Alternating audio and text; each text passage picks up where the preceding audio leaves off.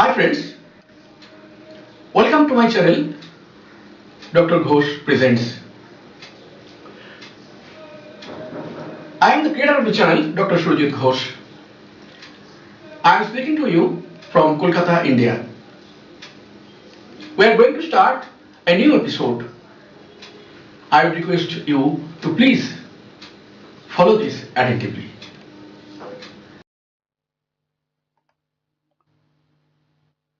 Today's discourse: menstrual pain. Title: Are you worried for those 5 days? This video is made for you, ma'am. In English, the disease is called dysmenorrhea. About 20% of all menstruable ladies suffer pain during those 5 days a month. That is about 10 to 11 crores of ladies suffer in India. The figure brings furrows on forehead indeed.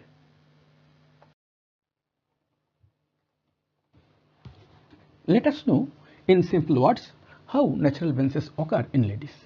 This will help discussion later. Sources of menstrual blood is uterus. Beginning day of menstruation is taken as day 1 of the cycle. From 5th to 6th day, due to effect of hormone, endometrial wall starts repairing. From 12 to 14 days, numerous minute blood vessels starts regenerating in endometrium, which goes on till 25 to 26 days, when endometrium looks like a soft bed. This is just to embed the fertilized egg. This is uterus. This is fallopian tubes. There are 2 ovaries. From ovary, ovum is secreted and comes along this path. 1 month this side, another month this side. This is endometrium. This is endometrium. Inner lining of the uterus is endometrium. This endometrium is a very peculiar tissue. This endometrium, in the endometrium, from 12 to 14 days onwards, minute blood vessels develop, and this development of blood vessels goes up to 25th to 26 days, and the whole endometrium becomes a pad-like structure to receive the fertilized ova here. If the ovum is fertilized by sperm, then this fertilized ovum will be embedded in this bed, and here that fertilized ova will ultimately form into a full-fledged baby here, and that baby will be born later on. So this endometrium is the thing from where this mens is created. If the ova gets without fertilization, or it dies out simply, then these structures, these blood vessels will shed automatically and comes out as a blood. This is called menstruation. This goes on every month. Every month there will be formation of regenerations of fine blood vessels here, and on 26, 28 that will be shaded here.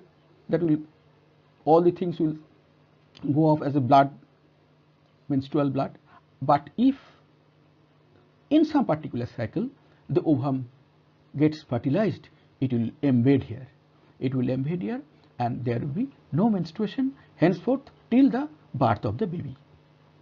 This is the principle of producing menses. Who are predisposed to menstrual pain? Number 1, who are below 30 years of age. Number 2, who get first menstruation below 11 years of age. Number 3, who suffer from profuse menses, menorrhagia, another type of disease. Number 4, who suffer from irregular menses, metrorrhagia, another type of disease. 5, who has history of dysmenorrhea in families, mother, maternal aunt, maternal grandma, paternal aunt, paternal grandma, etc. 6, who are addicted to cigarette or other addictions. 7, who lead sedentary life. 8, who are always busy with work, have no time to get physical exercise.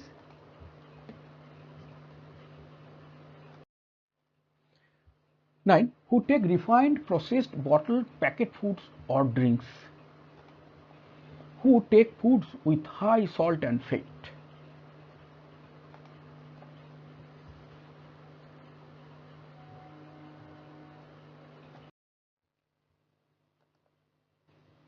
What are common symptoms faced during period? Number 1. Throbbing or griping pain, severe pain in abdomen 1-2 days before onset of menses. From second day, the pain generally decreases. Number 2. In few cases, full, dull, continuous pain. Number 3. In few cases, pain radiates from abdomen to back or thighs. Number 4. Nausea and dizziness. Number 5. Headache, loose motions or constipations.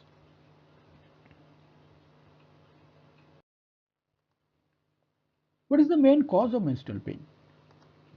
Main cause of pain is excess secretion of local hormone prostaglandin, which causes contraction of uterine muscles to expel the menstrual blood. Sometimes in families of low socio-economic societies, ordinary pieces of cloths are used as pads during menses. In most cases, they even do not sterilize the cloths by boiling and use these again and again by simple washing and drying. In such cases, pain may arise due to local infection from those cloths too.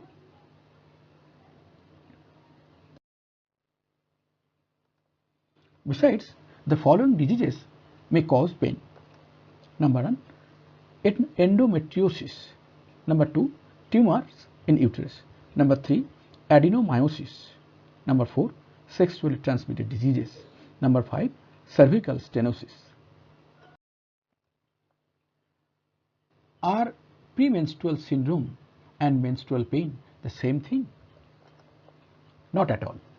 Heaviness of breast, sensitivities of nipples, mood swing, bloating, etc. seen before onset of menses are called PMS or premenstrual syndrome.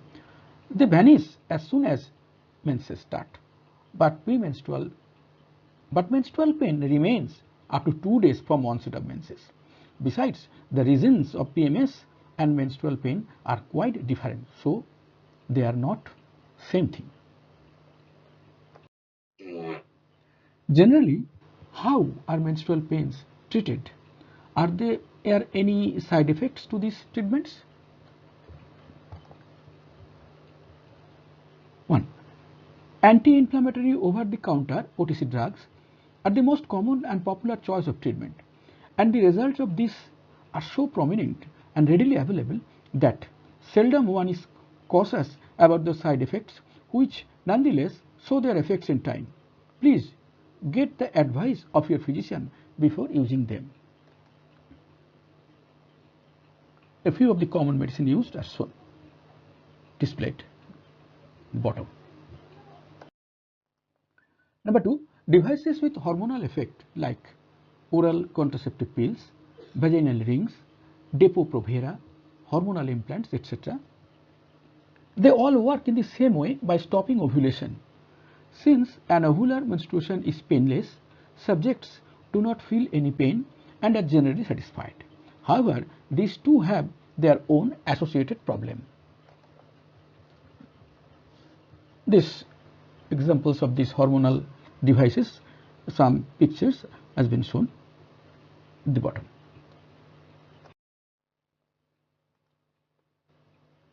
What should be our approach to fight menstrual pain with least physical damage? That is, what should be our approach? That this is proposed by us. This should be the approach. Number 1, we will proceed with medical treatment as also change in our lifestyle to fight out the problem. That is, we will take medicine whenever required, as also we will change our lifestyle. We will correct our lifestyle. This two-pronged attack. Number 2, you may or may not take the help of modern medicine. Nowadays, for alleviation of pain, acupressure, acupuncture, or many different types of treatment in Ayush Department of Government of India are easily available. You may adopt any one of your choice and at the same time follow the steps below. Please keep in mind that medicine is not our goal. Our goal is our lifestyle. We have to adopt a lifestyle which will keep us healthy. We will take medicine off and on as required, but won't allow medicine to be our part of daily life. That is, we won't take medicine regularly to keep off. Rather, we will change our lifestyle. Number 4. First, consult physician to diagnose if pain relates to any severe diseases. The name of the disease already discussed above. If so, get appropriate treatment. Number 5. If not so, pay attention to your lifestyle. Shun the foods you know dangerous for you. Take water at least 2 liters a day. Take fresh veggies and fruits rich in vitamin C and vitamin B complex. Avoid all canned, bottled, packet foods. Take less refined and processed food. Take complete grains, shun red meats and organ meats. On the left hand side, the vitamin C rich fruits and so on. In the middle, vitamin B complex rich foods have been shown. On the right side, canned, bottle, packet food, these have been crossed. We should shun this thing. 6. Please do physical exercise for at least 20 minutes a day. Just walk briskly, that will do. It would be much better if you can do some exercise for lower abdomen. If you lead a sedentary life or you are too busy with work, you cannot ignore this. This is a must for all. The benefit you get from this is priceless. No medicine, however costly, can substitute this. Please remember, the benefit of physical exercise is so important that you cannot ignore it. My dear, physical exercise doesn't mean that you have to take a lot of exercise. No, simple walking, jogging, that will do. But you have to do something. You cannot ignore this altogether.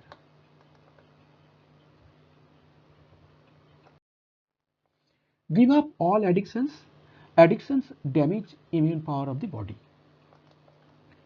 8. If you cannot arrange for sanitary pads, please boil the cloths used for pads in water for 5 minutes with a few drops of antiseptic. Dry them in scorching sun and preserve them in a clean box or pack for future use. Never sprinkle talcum powder on these, for powder contains a carcinogenic materials which may cause even cancer. 9. You may apply heat or cold over abdomen if found beneficial to you. This is all our suggestions to correct your daily life.